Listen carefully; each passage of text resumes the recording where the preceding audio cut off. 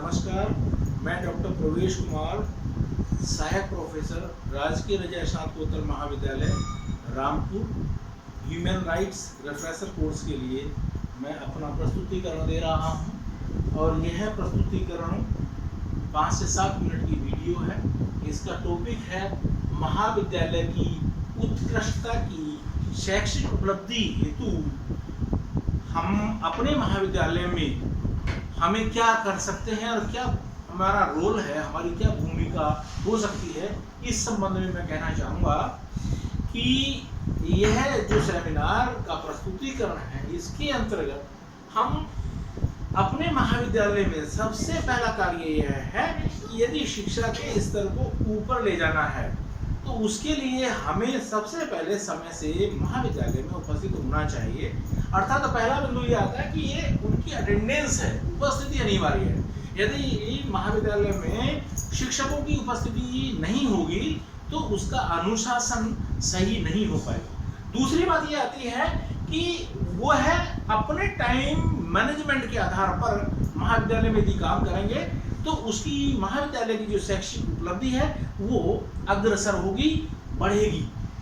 तीसरी बात यहाँ आती है कि work to according to time table, अर्थात समय सारणी के अनुसार हमें पढ़ाना चाहिए। जो महाविद्यालय की समय सारणी बनाई गई है, यदि हम कक्षा के अंतर्गत समय पर नहीं पहुंचेंगे, छात्र एवं छात्राओं को ऐसा महसूस होगा कि वह ये समझेंगे कि कोई पढ़ाता तो है नहीं, आज हम उपस्थित हो गए, कल हम लेट आएंगे। तो ऐसे में यह शिक्षा में एक व्यवधान होगा।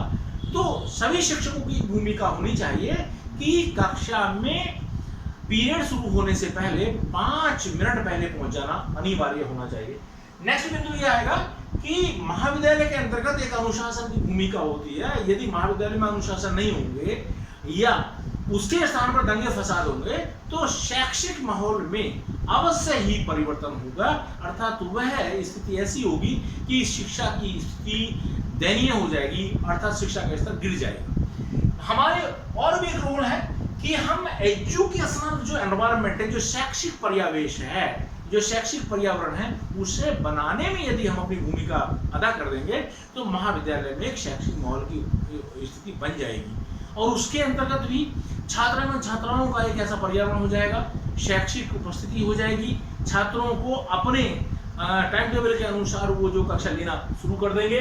नेक्स्ट बिंदु ये आएगा कि रोल ऑफ करिकुलर सीसीए का मतलब है को करिकुलर एक्टिविटीज। जो महाविद्यालय में विभिन्न प्रकार की एक्टिविटीज होती हैं, अर्थात जैसे एनएसएस हुआ, एनसीसी हुआ, खेल स्पोर्ट्स हुए, और ये सारी चीजें यदि छात्र एवं छात्राओं का सामूहिकरण करना है, उनका फिजिकल डेवलपमेंट करना है, उनका चरित्र का निर्माण करना है, तो इन चीजों को भी छात्र एवं छात्राओं को कराना चाहिए, जिससे कि उसमें फिजिकल डेवलपमेंट के साथ साथ में कैरेक्टर डेवलपमेंट के साथ साथ में उनकी मानसिक स्थिति भी मजबूत हो सके। साथ ही उसके एक साथ इन सब क्रियाविधियों को करने पर सामाजिक स्थिति मजबूत होती है और एक दूसरे के मध्य बैठ करके उनके एक दूसरे के विचार भी विमर्श होते हैं। तो ऐसे में ये शिक्षक की एक भूमिका है। यदि वो यह भूमिका अदा करेंगे तो महाविद्यालय अपने आप ही उत्कृष्ट और शैक्षिक उपलब्धि के उच्चतम स्तर पर हो जाएगा। नेक्स्ट एक बात और है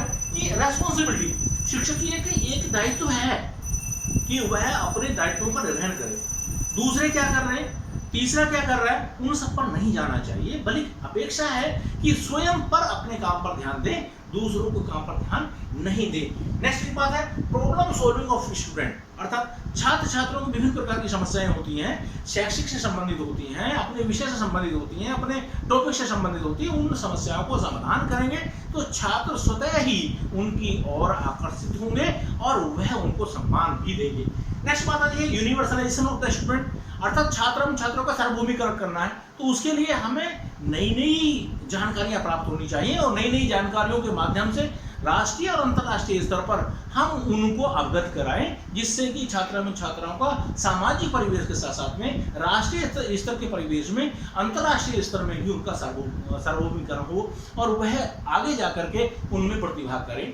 जितनी भी प्रतियोगिताएं हैं उन्हें भी जानकारी दें और बच्चों को आगे बढ़ाने में अपना सहयोग प्रदान करें। नेक्स्ट बात है टू मेक क्रिएटिव स्टूडेंट, यानी कि छात्राओं को हमेशा क्रिएटिव बनाना चाहिए। कुछ अपने मनन चिंतन के साथ साथ में, विषयों को पढ़ाने के साथ साथ में कुछ ऐसे क्रिएटिव का पार्ट भी कराने चाहिए जिससे में वो उन छात्राओं में स्फूर्ति आ जाए, और स्फूर्ति आने के साथ साथ में छात्राएं अपने आप का विकास कर सकें। तो ऐसे में उनको क्रिएटिव बनाना बहुत जरूरी। अकाउंटेबिलिटी की बात करते हैं, हम जवाबदेही की बात करते हैं, तो छात्र और छात्राओं को अकाउंटेबिलिटी देने के लिए एक शिक्षक की एक अपनी भूमिका है। उस भूमिका के तहत उसकी जवाबदेही है कि छात्र ने यदि महाविद्यालय में प्रवेश लिया है तो वह एक अच्छी तरह से पढ़ने का विचार करें, उसको पढ़ाने में सहयोग प्रदान करें, उसके मार्गदर्शन प्रस्तुत करने में भी सहयोग करें। Knowledge of new innovative part, अर्थात ज्ञान की नई जो चीजें आ रही हैं उनके बारे में भी अवगत कराएं। यह शिक्षक की एक भूमिका है। इसी से ही महाविद्यालय की उत्कृष्टता की शैक्षिक उपलब्धि में डेफिनेटली आगे अग्रसर और उच्चतर की तरफ हम प्रवेश कर पाएंगे। हाई नॉलेज ऑफ सब्जेक्ट, यदि कोई भी शिक्षक हैं उन शिक्षकों को अपने विषय में विद्वता आनी चाहिए और अपने विषय में संपूर्ण ज्ञान होना चाहिए। यदि ज्ञान में कोई कमी है तो अपने घर पर प्रिपरेशन करके उसको छात्रों को बताना चाहिए। यदि कोई कक्षा में कोई प्रश्न पूछता है और प्रश्न का जवाब हम नहीं जानते हैं तो ऐसे में हमें ये करने की जरूरत नहीं है कि नहीं हमसे नहीं आता, हम कल बताएंगे, देख करके बताएंगे। तो एक न्यू इनोवेटिव पार्ट है वो। तो ऐसे में अब हम बात करते हैं कि एजुकेशन जो मैनेजमेंट है, शैक्षिक प्रबंधन जो है, जो शिक्षा का एक प्रबंधन है, उसकी शिक्षक के लिए एक बहुत महत्वपूर्ण चीज़ है, क्योंकि ये माना गया है कि भारत के परिवेश में शिक्षक ही एक देश का आधार है। तो इसलिए शिक्षा उस पर टिकी हुई है और पूरा समाज उस पर टिका हुआ है। तो उसको अपनी भूमिका को अदा करने के लिए ये सारे कार्य करने पड़ेंगे, और इन सारे कार्यों से ही महाविद्यालय की उत्कृष्टता तथा उपलब्धि, शैक्षिक उपलब्धि में भी इजाफा होगा और आगे हम अग्रसर बढ़ेंगे। धन्यवाद।